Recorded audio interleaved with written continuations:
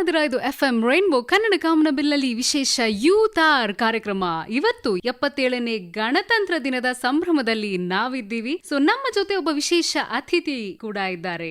ಶ್ರೀಯುತ ಅಲೋಕ್ ಪ್ರಸನ್ನ ಕುಮಾರ್ ಅವರು ವಕೀಲರು, ಅಂಕಣಕಾರರು, ವಿಧಿ ಸೆಂಟರ್ ಫಾರ್ ಲೀಗಲ್ ಪಾಲಿಸಿಯ ಸಹ ಸಂಸ್ಥಾಪಕರು ಕೂಡ ಆಗಿದ್ದಾರೆ. ನಳಸಾರ್ ಯೂನಿವರ್ಸಿಟಿಯಿಂದ ಕಾನೂನು ಪದವಿ ಹಾಗೂ BCL ಪದವಿಯನ್ನ ಪ್ರತಿಷ್ಠಿತ ಆಕ್ಸ್ಫರ್ಡ್ ವಿಶ್ವವಿದ್ಯಾಲಯದಿಂದ ಪಡೆದಿದ್ದಾರೆ. ಸರ್, ಕಾರ್ಯಕ್ರಮಕ್ಕೆ ಸ್ವಾಗತ. ಥ್ಯಾಂಕ್ ಯು, ಧನ್ಯವಾದಗಳು. So happy republic day. ನಿಮಗೂ ಅಷ್ಟೇ, ನಮ್ಮೆಲ್ಲರ ಲಿಸನರ್ಸ್ಗೂ ಅಷ್ಟೇ. Thank you. ಸರ್, ರಿಪಬ್ಲಿಕ್ ಅಂದ್ರೆ ಏನು? ಸೊ ಆ ಪದಕ್ಕೆ ಭಾರತದಲ್ಲಿ ಯಾವ ಮಹತ್ವ ಇದೆ?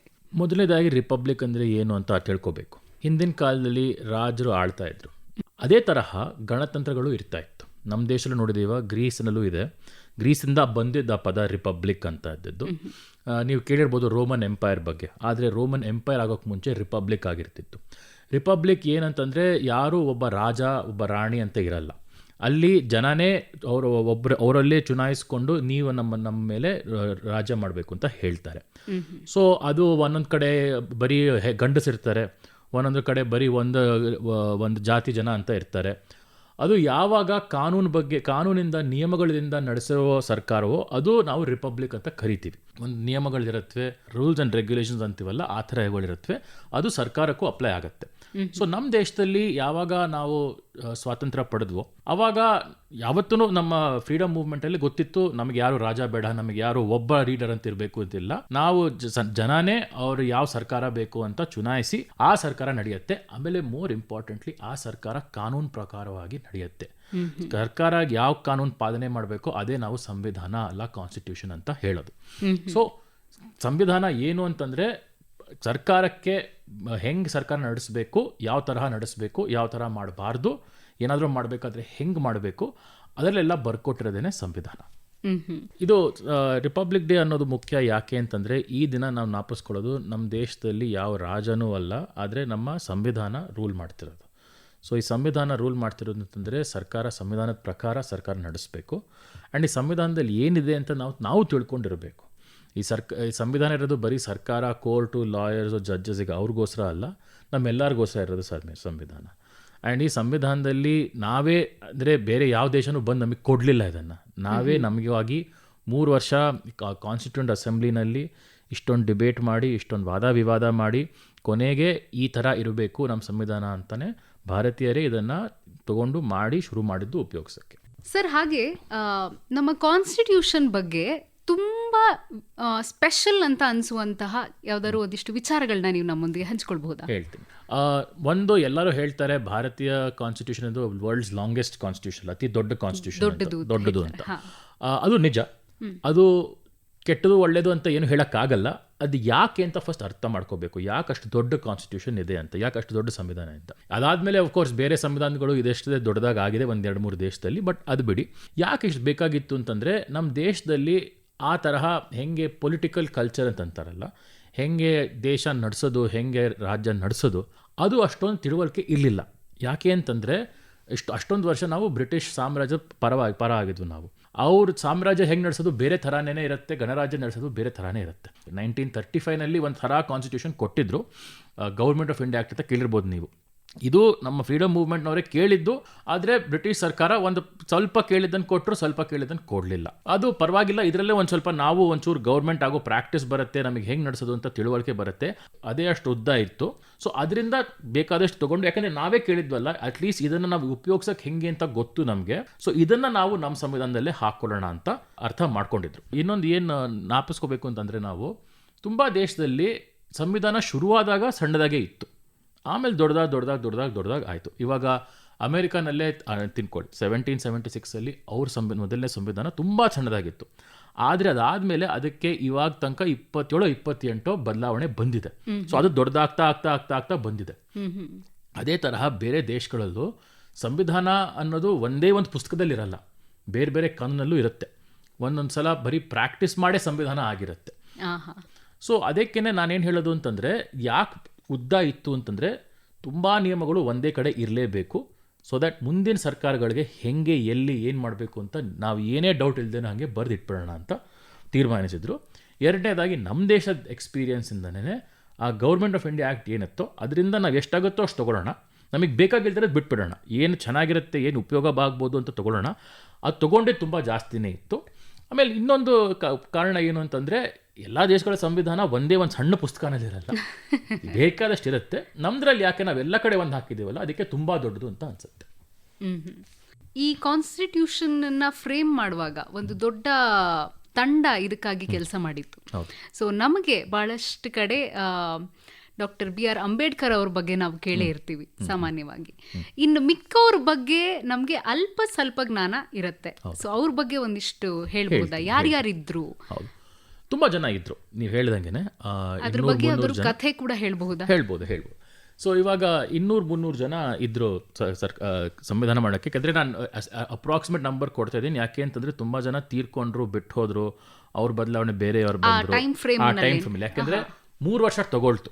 ನಾವು ಇವಾಗ ಅನ್ನಿಸ್ಬೋದು, ಅಯ್ಯೋ 3 ವರ್ಷ ಯಾಕೆ ಬೇಕಾಗಿತ್ತು ಅಂತ. ಆದರೆ ನೋಡಿ, ಬೇಕಾದಷ್ಟು ದೇಶಗಳು ನಮ್ಮ ಆದಮೇಲೆ ಸ್ವರಾಜ್ಯ ತೊಗೊಂಡಿರೋರು 5, 6, 7 ವರ್ಷನೂ ಕಷ್ಟಪಟ್ಟರು ಒಂದು ಸಂವಿಧಾನ ಮಾಡೋಕ್ಕೆ. ಯಾಕೆಂದರೆ ಇದೆಲ್ಲ ಅಷ್ಟು ಸುಲಭವಾದ ವಿಷಯಗಳಲ್ಲ.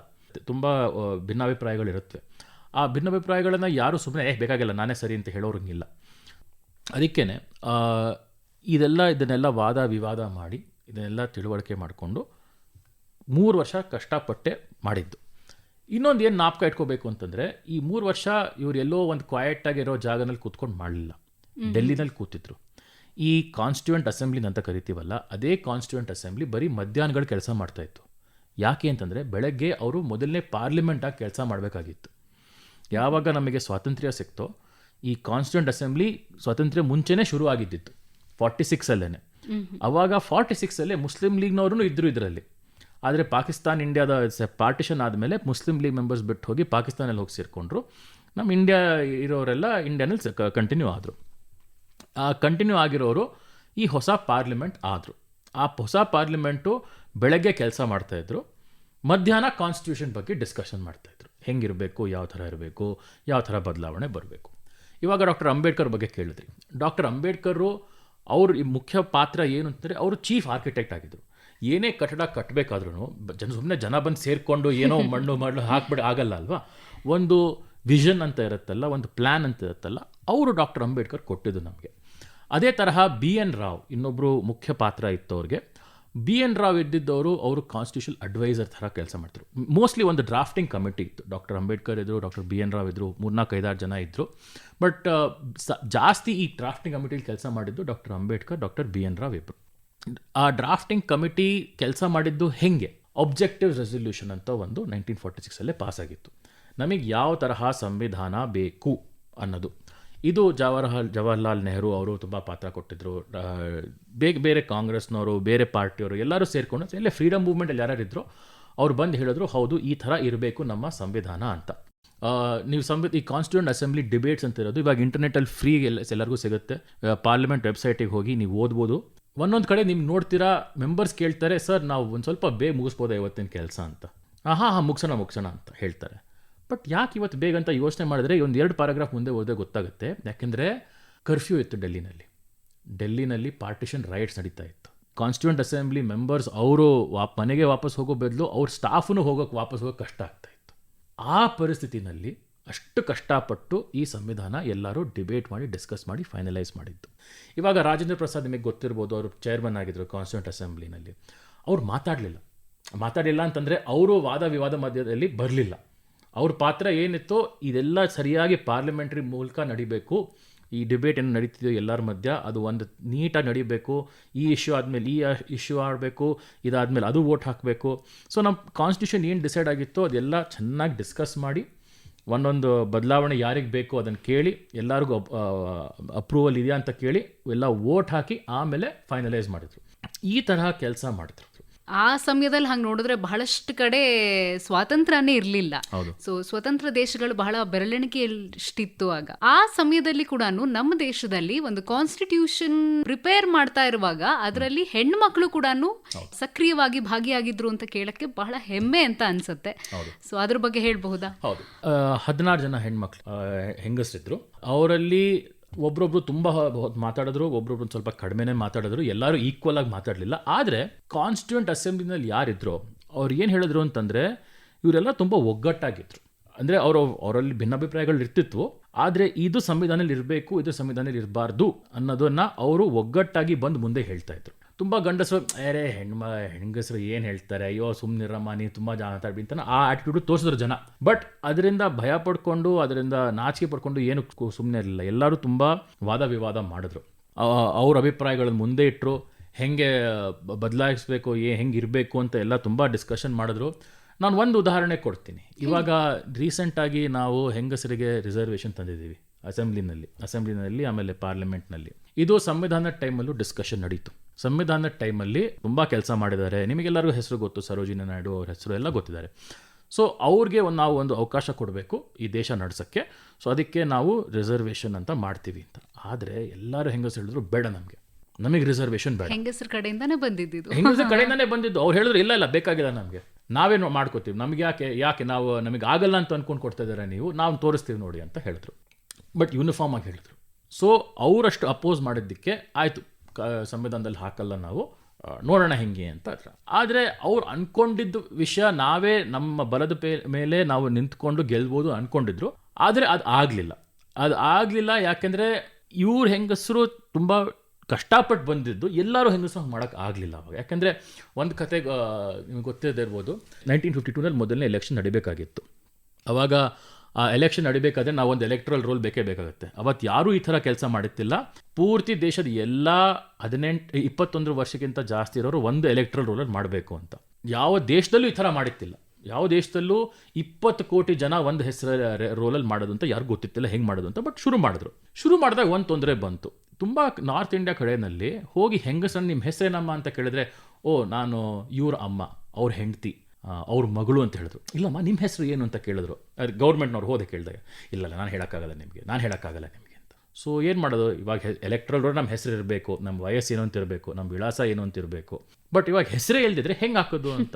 ಸೊ ನೋಡಿ, ಆ ಥರ ಪರಿಸ್ಥಿತಿನೂ ಇತ್ತು ಆಯಿತಾ. ಹೆಂಗೆ ಸಂವಿಧಾನದ ಬಗ್ಗೆ ಚರ್ಚೆ ನಡೀತಿತ್ತು ಕಾನ್ಸ್ಟಿಟ್ಯೂಂಟ್ ಅಸೆಂಬ್ಲಿನಲ್ಲಿ, ಈ ಜನ ಹೆಂಗಸರು ಬಂದು ಮಾತಾಡ್ತಾ ಇದ್ರು, ಅದೇ ತರಹ ಅದೇ ದೇಶದಲ್ಲಿ ಒಂದು ಸ್ವಲ್ಪ ದೂರ ಹೋಗಿದ್ದಿದ್ರೆ ಹೆಸರು ಕೊಡೋಷ್ಟೇ ಇರಲಿಲ್ಲ ಹೆಂಗಸರಿಗೆ.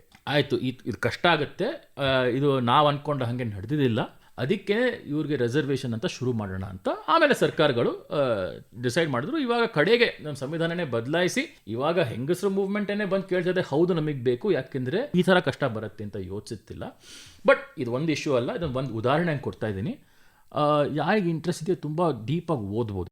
ಸರ್, ಇವಾಗ ಇವತ್ತಿನ ಯೂತ್, ಜನರಲ್ ಯೂತ್ನ ತಗೊಂಡ್ರೆ ಕಾನ್ಸ್ಟಿಟ್ಯೂಷನ್ ಬಗ್ಗೆ ನಿಮ್ಗೇನ್ ಗೊತ್ತು ಅಂತ ಕೇಳಿದ್ರೆ ಬಹುಶಃ ಅವರೊಂದು 3-4 ಪಾಯಿಂಟ್ ಹೇಳಬಹುದು. ಸೊ ನಿಮ್ಮ ಪ್ರಕಾರ ಇವತ್ತಿನ ಯೂತ್ ತಿಳ್ಕೊಂಡಿರ್ಲೇಬೇಕಾದಂತಹ ವಿಚಾರಗಳು ಯಾವುದು ನಮ್ಮ ದೇಶದ ಕಾನ್ಸ್ಟಿಟ್ಯೂಷನ್ ಬಗ್ಗೆ? ನೀವೊಂದು 5 ಪಾಯಿಂಟ್ ಹೇಳಬಹುದು. 5 ಪಾಯಿಂಟ್ ಹೇಳ್ತೀನಿ. ಒಂದು ಏನು ತಿಳ್ಕೊಬೇಕು, ಇದು ಮೋಸ್ಟ್ ಇಂಪಾರ್ಟೆಂಟ್ ನನ್ನ ಪ್ರಕಾರ ಅಂತಂದರೆ, ಸರ್ಕಾರ ನಿಮಗೋಸ್ಕರ ಕೆಲಸ ಮಾಡೋಕ್ಕಿದೆ. ಸಂವಿಧಾನ ಇರೋದು ನಿಮಗೋಸ್ಕರ. ಸರ್ಕಾರ ಹೆಂಗೆ ಕೆಲಸ ಮಾಡೋದು ಸಂವಿಧಾನ ಹೇಳುತ್ತೆ, ಹೆಂಗೆ ಮಾಡಬಾರ್ದು ಅಂತ ಸಂವಿಧಾನ ಹೇಳುತ್ತೆ. ಆದರೆ ಇದನ್ನು ಮರೆತುಬಿಟ್ರೆ ಸಂವಿಧಾನದಲ್ಲಿ ಏನು ಉಪಯೋಗ ಇಲ್ಲ. ನಾವು ಯಾವತ್ತೂ ಇದನ್ನು ಜ್ಞಾಪಿಸ್ಕೊಂಡಿರಬೇಕು, ಈ ಸರ್ಕಾರ ನಮಗೋಸ್ಕರ ಏನು ಮಾಡ್ತಿದೆ ಅಂತ ತಿಳ್ಕೊಂಡಿರಬೇಕು. ಸೊ ಹೆಂಗೆ ಹೇಳೋದು ಸರ್ಕಾರಕ್ಕೆ ಅದೆಲ್ಲ ಬೇರೆ ವಿಷಯ ಬರುತ್ತೆ. ಬಟ್ ಇದು ಒಂದು ತಿಳ್ಕೊಂಡಿರ್ಬೇಕು, ಸರ್ಕಾರ ಇರೋದು ನಮಗೋಸ್ಕರ ಆಗಿ. ಎರಡನೇದು, ಈ ಸಂವಿಧಾನದ ಬಗ್ಗೆ ನಾವೇನು ತಿಳ್ಕೊಂಡಿರ್ಬೇಕು ಅಂತಂದರೆ, ಯಾವುದೇ ವ್ಯಕ್ತಿ ಯಾವುದೇ ಬಾಡಿಗೂ ತುಂಬ ಜಾಸ್ತಿ ಶಕ್ತಿ ಇರದಿರೋ ಹಾಗೆ ಮಾಡಿರೋ ಸಂವಿಧಾನ ಇದು. ಸರ್ಕಾರ ಎಷ್ಟೇ ಶಕ್ತಿಶಾಲಿ ಆಗಿದ್ರೂ ಸಂವಿಧಾನ ಅದರ ಮೇಲಿದೆ ಅಂತ ತಿಳ್ಕೊಂಡಿರ್ಬೇಕು. ಈ ಸರ್ಕಾರದಲ್ಲಿ ನಾವು ಜುಡಿಷರಿ ಅಂತ ಗೊತ್ತು, ನಾವು ಲೆಜಿಸ್ಲೇಚರ್ ಅಂತ ಗೊತ್ತು, ಎಕ್ಸಿಕ್ಯೂಟಿವ್ ಅಂತ ಗೊತ್ತು. ಈ ಸಂವಿಧಾನ ಇರೋದು ಮೂವನ್ನು ಬ್ಯಾಲೆನ್ಸ್ ಮಾಡೋ ಹಾಗೆ. ಯಾರೇ ನಾನು ರಾಜ, ನಾನೇ ಮಾಡಿದ್ದು ಸರಿ, ನಾನು ರಾಣಿ, ನನ್ನನ್ನು ಯಾರು ಪ್ರಶ್ನಿಸಿರಬಾರ್ದು ಅಂತ ಆ ತರಹ ಇಲ್ಲದಿರೋ ಹಾಗೆ ಸಂವಿಧಾನ ಹೇಳಿರೋದು ಜನಕ್ಕೆ. ಇದನ್ನು ಜನ ತಿಳ್ಕೊಂಡಿರಬೇಕು. ಮೂರನೇದಾಗಿ, ನಮ್ಮ ಮೂಲಭೂತ ಹಕ್ಕುಗಳು. ಈ ಮೂಲಭೂತ ಹಕ್ಕುಗಳು ಏನು ಅಂತಂದರೆ, ಫಂಡಮೆಂಟಲ್ ರೈಟ್ಸ್ ಅಂತ ಕೇಳಿರ್ತೀರ ನೀವು. ಇದು ಏನು ಅಂತಂದರೆ, ಇಲ್ಲಿ ಇರೋದು ನಮಗಿರೋದು ಈ ಹಕ್ಕುಗಳ ಮೇಲೆ ಸರ್ಕಾರ ಅದರ ಅಗೇನ್ಸ್ಟ್ ಆಗಿ ಏನೂ ಕಾನೂನು ಮಾಡೋ ಹಂಗಿಲ್ಲ, ಏನು ಮಾಡೋ ಹಂಗೂ ಇಲ್ಲ. ಈ ಹಕ್ಕುಗಳು ಏನು ಅಂತಂದರೆ ಬೇಕಾದಷ್ಟಿವೆ ಆಯಿತಾ. ಸಮಾನತೆಗಳ ಹಕ್ಕಿದೆ, ನಿಮ್ಮ freedom of speech and expression ಇದೆ, ಧಾರ್ಮಿಕ ಹಕ್ಕುಗಳಿವೆ, ಅದು ಎಲ್ಲ ಏನು, ಅದು ಯಾವಾಗ ಸರ್ಕಾರ ಇದ್ರ ಮೇಲೆ ಕಾನೂನು ತಂದು ಕಡಿಮೆ ಮಾಡ್ಬೋದು, ಇಲ್ಲ ಅದರ ಪರವಾಗಿ ಅದ್ರ ಎಲ್ಲಿ ತನಕ ಹಕ್ಕಿದೆ ಎಲ್ಲಿ ತನಕ ಹಕ್ಕಿಲ್ಲ, ಇದನ್ನೆಲ್ಲ ತಿಳ್ಕೊಂಡಿರ್ಬೇಕು ಜನ. ಯಾಕೆಂದರೆ ಯಾವುದೇ ಥರವಾಗಿ ನಾವು ಸರ್ಕಾರ ಮಾಡಿದ ಸರಿನೋ ತಪ್ಪೋ ನಮಗೆ ಅಫ್ಕೋರ್ಸ್ ಅಫೆಕ್ಟ್ ಆಗುತ್ತೆ. ಸರ್ಕಾರ ಟ್ಯಾಕ್ಸ್ ಅಂದ್ರೆ ನಮ್ಮ ಮೇಲೆ ಅಫೆಕ್ಟ್ ಆಗುತ್ತೆ. ಆದರೆ ನಮಗೆ ಟ್ಯಾಕ್ಸ್ ಕೊಡದೇ ಇರೋ ಹಾಗೆ ಹಕ್ಕಿಲ್ಲ. ಇರಬೇಕಾದ್ರೆ ಟ್ಯಾಕ್ಸ್ ಕೊಡಲೇಬೇಕು ಅಲ್ವಾ. ಆದರೆ ನಮ್ಮ ಮನೆ ನಾನು ಕಿತ್ಕೋತೀನಿ ಅಂತ ಹೇಳೋಂಗಿಲ್ಲ ಸರ್ಕಾರ. ತಗೋಬೇಕಾದ್ರೂ ಕಾಂಪನ್ಸೇಷನ್ ಕೊಟ್ಟು ತಗೋಬೇಕು. ಅಷ್ಟು ಮಟ್ಟಿಗೆ ರೈಟ್ ಟು ಪ್ರಾಪರ್ಟಿ ಇದೆ. ನನಗೆ ಮಾತಾಡೋ ಹಕ್ಕಿದೆ. ಆದರೆ ನಾನು ಯಾವ ತರಹ ಮಾತಾಡದಿರಬಹುದು, ಎಲ್ಲಿ ತನಕ ಹಕ್ಕಿದೆ ಎಲ್ಲಿ ತನಕ ಹಕ್ಕಿಲ್ಲ ಅಂತ ಅಂದ್ಕೊಳ್ಳೋದು ಚೆನ್ನಾಗಿ ಗೊತ್ತಿರಬೇಕು. ನಾನು ಸರ್ಕಾರದ ಪರವಾಗೇ ಮಾತಾಡಬೇಕು ಅಂತ ಏನಿಲ್ಲ, ಸರ್ಕಾರದ ಅಗೇನ್ಸ್ಟು ಮಾತಾಡ್ಬೋದು ನಾವು. ಸೊ ಆ ತರಹ ಅಂತ ಅರ್ಥ ಮಾಡ್ಕೊಂಡಿರ್ಬೇಕು ಜನ ಏನು ಅವ್ರ ಹಕ್ಕು ಅಂತ. ಇನ್ನೊಂದು 4ನೇ ಪಾಯಿಂಟ್ ನಾನು ತರ್ತೀನಿ. ಏನು ಅಂತಂದರೆ, ಇದು ಇಂಪಾರ್ಟೆಂಟಾಗಿ ಅರ್ಥ ಮಾಡ್ಕೋಬೇಕು ಅಂದರೆ ಯಾವ ಲೆವೆಲ್ ಆಫ್ ಸರ್ಕಾರ ಏನು ಕೆಲಸ ಮಾಡುತ್ತೆ ಅಂತ. ಎಲ್ಲ ತೊಂದರೆ ಇರೋದು ನಾವು ಬರೀ ಕೇಂದ್ರ ಸರ್ಕಾರದ ಮೆಟ್ಲಿಗೆ ಹತ್ತಬೇಕಾಗ್ತದೆ. ಆಯ್ತಾ, ನಮ್ಮ ಮನೆ ರೋಡ್ ಮೇಲೆ ಟ್ರಾಫಿಕ್ ಜಾಸ್ತಿ ಇದೆ ಅಂದರೆ ಡೈರೆಕ್ಟಾಗಿ ಪ್ರೈಮ್ ಮಿನಿಸ್ಟರ್ಗೆ ಕಳಿಸೋದಲ್ಲ ಪತ್ರ. ಯಾಕೆಂದರೆ ನಮ್ಮ ಸಂವಿಧಾನ ಏನು ಅಂತ ಅರ್ಥ ಮಾಡ್ಕೊಂಡಿದ್ದಂದರೆ, ಯಾವ ಸರ್ಕಾರ ಜನದ ಹತ್ತಿರ ಇರುತ್ತಾರೋ ಅವ್ರಿಗೆ ಅಧಿಕಾರ ಕೊಡ್ತೀವಿ ಅಂತ. ಸೊ ನೀವು ರೋಡ್ ಸರಿ ಮಾಡಬೇಕಾದ್ರೆ ನಿಮ್ಮ ಮುನ್ಸಿಪಾಲಿಟಿಗೆ ಹೋಗಬೇಕು. ನಿಮ್ಮ ರಾಜ್ಯದಲ್ಲಿ ರೈತರ ವಿಷಯ ಇದ್ದರೆ ನಿಮ್ಮ ಇದಕ್ಕೆ ರಾಜ್ಯ ಸರ್ಕಾರಕ್ಕೆ ಹೋಗಬೇಕು. ದೇಶದ ಪೂರ್ತಿ ಏನಾದರೂ ತೊಂದರೆ ಆದರೆ ಅದಕ್ಕೆ ಕೇಂದ್ರ ಸರ್ಕಾರಕ್ಕೆ ಹೋಗಬೇಕು. ಸೊ ಆ ತರಹ ಅರ್ಥ ಮಾಡ್ಕೊಂಡಿರ್ಬೇಕು. ಇದನ್ನು ಫೆಡರಲಿಸಮ್ ಅಂತಂತಾರೆ. ಆ್ಯಂಡ್ 2 ಥರನೂ ಅರ್ಥ ಮಾಡ್ಕೋಬೋದು. ಒಂದು ಅಂತಂದರೆ ಇದು ರಾಜ್ಯನೇ ಮಾಡೋದು, ಕೇಂದ್ರ ಸರ್ಕಾರ ಇದ್ರ ಮೇಲೆ ಬರಬಾರ್ದು, ಇಲ್ಲ ಇದ್ರ ಕೇಂದ್ರ ಸರ್ಕಾರ ಮಾಡೋದು ರಾಜ್ಯ ಸರ್ಕಾರ ಮಾಡಬಾರ್ದು. ಅದು ಆ ರೀತಿಯಲ್ಲಿ ಅರ್ಥ ಮಾಡ್ಕೋಬೇಕು. ಆದರೆ ನಾಗರಿಕರಾಗಿ ಇದನ್ನು ಹೆಂಗೆ ಅರ್ಥ ಮಾಡ್ಕೋಬೇಕು ಅಂತಂದರೆ 3 ಲೆವೆಲ್ ಇದೆ ಸರ್ಕಾರದಲ್ಲಿ. ಮೊದಲನೇದಾಗಿ ನಮ್ಮ ಹತ್ರ ಇರೋ ಪಂಚಾಯತಿ ಇಲ್ಲ ನಗರ ಪಾಲಿಕೆ ಅವ್ರು ಮಾಡೋ ಕೆಲಸ ಏನು ಅಂತ ಸರಿಯಾಗಿ ಅರ್ಥ ಮಾಡ್ಕೋಬೇಕು. ನಮ್ಮ ಲೋಕಲ್ ಪಂಚಾಯತಿ ಮೆಂಬರ್ ಏನು ಮಾಡ್ಬೋದು, ನಮ್ಮ ಲೋಕಲ್ ಕೌನ್ಸಿಲರ್ ಏನು ಮಾಡ್ಬೋದು ಅಂತ ತಿಳ್ಕೊಂಡಿರ್ಬೇಕು ಜನ. ಆಯಿತಾ, ಅದಾದಮೇಲೆ ನಮ್ಮ ರಾಜ್ಯ ಸರ್ಕಾರ ಏನು ಮಾಡ್ಬೋದು, ಅದಕ್ಕೆ ನಾವು MLA ಗೆ ಯಾಕೆ ಹೋಗಬೇಕು, ಇದು ತುಂಬ ಡೀಟೇಲ್ಡಾಗಿ ಲಿಸ್ಟ್ಸಲ್ಲಿರುತ್ತೆ. ಯಾವ್ದಾವ ಸಬ್ಜೆಕ್ಟಲ್ಲಿ ಯಾವ್ದಾವ ಸರ್ಕಾರ ಕೆಲಸ ಮಾಡ್ಬೋದು, ಯಾವ್ದಾವ ಸರ್ಕಾರ ಯಾವ ತರಹ ಕಾನೂನು ಮಾಡ್ಬೋದು ಅಂತ ಅರ್ಥ ಮಾಡ್ಕೊಂಡಿರ್ಬೇಕು. ಕೊನೆಯದಾಗಿ ಇದೆಲ್ಲ ನಾನು ಹೇಳಿದ್ದು, ಇದು ಒಂದು ಪ್ರಿನ್ಸಿಪಲ್ ಇಲ್ದಿದ್ರೆ ನಡೆಯಲ್ಲ. ಈ ಪ್ರಿನ್ಸಿಪಲ್ ಏನು ಅಂತಂದರೆ ಫ್ರೆಟರ್ನಿಟಿ. ನಮ್ಮ ಸಂವಿಧಾನದಲ್ಲಿ ಶಬ್ದ ಉಪಯೋಗಿಸಿದ್ರೆ ಪ್ರಿಯಾಂಬಲ್ನಲ್ಲಿದೆ. ನೀವು ನೋಡಿರ್ತೀರಾ, ಯಾರು ಪ್ರಿಯಾಂಬಲ್ ಓದಿರ್ತಾರೋ ನೋಡಿರ್ತಾರೆ ಈ ಫ್ರೆಟರ್ನಿಟಿ ಅನ್ನೋದನ್ನು. ಆದರೆ ಫ್ರೆಟರ್ನಿಟಿ ಏನು? ತುಂಬ ಕಡೆ ಭ್ರಾತೃತೆ ಅಂತ ಹೇಳ್ತಾರೆ. ಅಂದರೆ ಏನು, ನಮ್ಮ ಬರೀ ಗಂಡಸರ ಮಧ್ಯ ಇರೋ ಫ್ರೆಟರ್ನಿಟಿನ ಇದು ಅಲ್ಲ ಅಲ್ವಾ. ಸೊ ನನ್ನ ಪ್ರಕಾರ ಇದರ ಕರೆಕ್ಟ್ ಟ್ರಾನ್ಸ್ಲೇಷನ್ ಏನು ಅಂತಂದರೆ ಮೈತ್ರಿಯತೆ. ಮೈತ್ರಿಯತೆ ಅಂದರೆ ಏನು? ನಾನು ಎಲ್ಲರ ಜೊತೆನೂ ಗೆಳೆಯನಾಗಿ ಮೈತ್ರಿಯನಾಗಿ ಪ್ರೀತಿ ವಿಶ್ವಾಸ ತೋರಿಸ್ಕೊಂಡು ಇರಬೇಕು ಅಂತ ಅನ್ನೋದು. ಇದು ನಾವು ಹೆಂಗೆ ಸಮಾಜದಲ್ಲಿ ಇರಬೇಕು ಅಂತ ತಿಳ್ಕೊಂಡಿರೋ ವಿಷಯ ಇದು. ಇದು ಡಾಕ್ಟರ್ ಅಂಬೇಡ್ಕರ್ ತುಂಬ ಯೋಚಿಸಿ ಹಾಕಿರೋ ಶಬ್ದ ಇದು. ನಾನು ಎಲ್ಲರಿಗೂ, ಯಾವುದೇ ಮನುಷ್ಯರಿಗೂ ಯಾವುದೇ ಹೆಂಗಸ್ರಿಗೂ, ನನ್ನ ದೇಶಕ್ಕೂ ನನ್ನ ಬೇರೆಯವ್ರಿಗೂ ಈ ಪ್ರೀತಿ ವಿಶ್ವಾಸ ಅನ್ನೋದು ತೋರಿಸ್ತೀನಿ. ನಾನು ತೋರಿಸಿದಾಗ ಅವರು ನನಗೂ ತೋರಿಸ್ತಾರೆ ಅನ್ನೋ ವಿಶ್ವಾಸದ ಮೇಲೆ ನಾನು ತೋರಿಸ್ತಾ ಇರೋದು. ಸೊ ನಮ್ದು ಏನೇ ವ್ಯತ್ಯಾಸ ಇದ್ರು, ನಮ್ಮ ಏನೇ ಭಿನ್ನಾಭಿಪ್ರಾಯ ಇದ್ರೂ ಇದು ಒಂದು ಪ್ರಿನ್ಸಿಪಲ್ ನಮ್ಮ ತಲೆಯಲ್ಲಿ ಇಟ್ಕೊಂಡ್ರೆ ನಮ್ಮ ಸಂವಿಧಾನ ತುಂಬ ಚೆನ್ನಾಗಿ ನಡೆಸ್ಬೋದು. ಸರ್, ನೀವು ಕೂಡ ಲಾ ಕಾಲೇಜ್ನಲ್ಲಿ ವಿಸಿಟಿಂಗ್ ಫ್ಯಾಕಲ್ಟಿಯಾಗಿ ಕೆಲಸ ಮಾಡ್ತಾ ಇದ್ದೀರಿ. ಬಹಳಷ್ಟು ಯೂತ್ ಜೊತೆ ಕಂಟಿನ್ಯೂಸ್ ಆಗಿ ನೀವು ಕಾಂಟ್ಯಾಕ್ಟ್ನಲ್ಲಿ ಇರ್ತೀರಿ. ಸೊ ಇವತ್ತಿನ ಯೂತ್ ಈ ಲಾ ರಿಲೇಟೆಡ್ ಸ್ಟಡೀಸ್ನಲ್ಲಿ ತೊಡಗಿಸ್ಕೊಳ್ತಾ ಇರೋರನ್ನ ನೋಡಿದ್ರೆ ನಿಮಗೇನು ಅನ್ಸುತ್ತೆ? ನನಗಿದು ಒಳ್ಳೇದು ಅನಿಸುತ್ತೆ. ಯಾಕೆಂದರೆ ತುಂಬ 1950 ಆದಮೇಲೆ ತುಂಬ ವರ್ಷದಲ್ಲಿ ನಮ್ಮ ದೇಶದಲ್ಲಿ ಲಾಯರ್ಸ್ ಬೇಕು ಅಂತ ಅನ್ನಿಸ್ಲಿಲ್ಲ ಅನಿಸುತ್ತೆ. ಯಾಕೆಂದರೆ IITs ಶುರು ಮಾಡಿದ್ರು ಯಾಕೆಂದರೆ ನಮ್ಮ ದೇಶಕ್ಕೆ ಇಂಜಿನಿಯರ್ಸ್ ಬೇಕು ಅಂತ. All India institute of medical science ಶುರು ಮಾಡಿದ್ರು ಯಾಕೆಂದರೆ ನಮ್ಮ ದೇಶದಲ್ಲಿ ಡಾಕ್ಟರ್ಸ್ ಇರಬೇಕು ಅಂತ. ಅಂದರೆ ನಾನು ಯಾಕೆ ಹೇಳ್ತಿರೋದಂದರೆ, ಸರ್ಕಾರ ಶುರು ಮಾಡಿದ್ದನ್ನು. ಪ್ರೈವೇಟ್ ಇನ್ವೆಸ್ಟ್ಮೆಂಟ್ ನಡೀತಾ ಇತ್ತು, ಪ್ರೈವೇಟ್ ಕಾಲೇಜಸ್ಗಳು ಇರ್ತಿತ್ತು ಅಲ್ಲಿ. ಆದರೆ ಸರ್ಕಾರ ಯೋಚಿಸಿದ್ದು ನಮ್ಮ ದೇಶಕ್ಕೆ ಈ ಥರ ಅವ್ರು ಇಂಜಿನಿಯರ್ಸ್ ಬೇಕು, ನಮ್ಮ ದೇಶಕ್ಕೆ ಮ್ಯಾನೇಜರ್ಸ್ ಬೇಕು. IIM ಅದಕ್ಕೆ ಶುರು ಮಾಡಿದ್ದು. ನಮ್ಮ ದೇಶಕ್ಕೆ ಡಾಕ್ಟರ್ಸ್ ಒಳ್ಳೆಯವ್ರು ಆ ತರಹ ಬರೀ 1980s ಸರ್ಕಾರ ಹೇಳಿದ್ರು, ಹೌದು ನಮಗೂ ಒಳ್ಳೆ ಲಾಯರ್ಸ್ ಬೇಕು, ಅದಕ್ಕೋಸ್ಕರ ನಾವು ಲಾಗೋಸ್ಕರ ಈ ಸ್ಪೆಷಲಾಗಿ ನ್ಯಾಷನಲ್ ಲಾ ಸ್ಕೂಲ್ ಅಂತ ಶುರು ಮಾಡ್ತೀವಿ ಅಂತ. ಇವಾಗ ತುಂಬ ನ್ಯಾಷನಲ್ ಲಾ ಸ್ಕೂಲ್ಸ್ ಬಂದಿವೆ, ತುಂಬ ಪ್ರೈವೇಟ್ ಲಾ ಸ್ಕೂಲ್ ಬಂದಿದೆ, ತುಂಬ ಜನ ಓದ್ತಿದ್ದಾರೆ. ಈ ಕಾನೂನಿನ ಮೂಲಕ ದೇಶದನ್ನು ನಡೆಸೋದು ಅದು ಸುಮ್ಮನೆ ಹೇಳ್ದಂಗೆ ಆಗಲ್ಲ. ಅದಕ್ಕೋಸ್ಕರ ನಾವು ಕೋರ್ಟು ಕಚೇರಿ ಅಂತ ಇರಲೇಬೇಕು, ಅದಕ್ಕೋಸ್ಕರ ಜಡ್ಜಸ್ ಇರಬೇಕು, ಅದಕ್ಕೋಸ್ಕರ ಲಾಯರ್ ಇರಬೇಕು.